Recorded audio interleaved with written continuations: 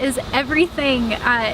We know very little about the soil food web system, and in just 1 teaspoon of soil there's over 1 billion type of different microorganisms, and mycelium and hyphae and protozoa, bacteria. So essentially we're not even looking at feeding the plants, we just want to feed the soil.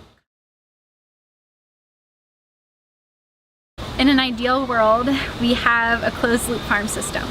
But unfortunately, we're plopped in an urban setting and we don't have that. So when we're starting soil, we use a ratio of peat moss, we use coconut coir, eggshells for high calcium. Just like a pregnant mother, when she has specific needs for nutrients, we tend to the soil in the same way. So we like to make a nice ratio for that. So peat moss, high calcium supplements, pro mix, mycorrhizal pro mix, and compost and manure.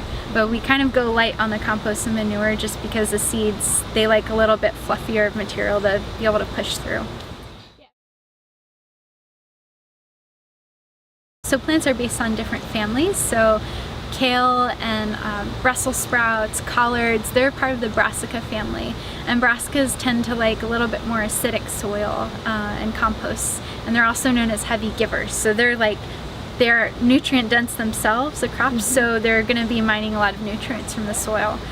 So we feed a little bit extra to them, and even coffee grounds, things like that for blueberries. And then like I said, with basil, tomato, and some other crops, we add a lot of organic material and compost. So depending on the plant family, we tend with the soil, and we work with the soil in that way.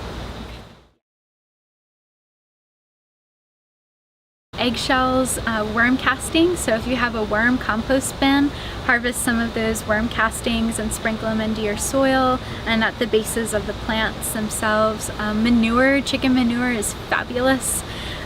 It is a lot of different crops like basil, tomatoes, and what we call heavy feeders. They mine a lot of nutrients from the soil. We like to give them extra love and compost and organic matter. So things like chicken manure, and bone meal, even blood meal, things like that. Those are more trying to supplement imbalances within the soil, but they're great organic fertilizers and nutrients.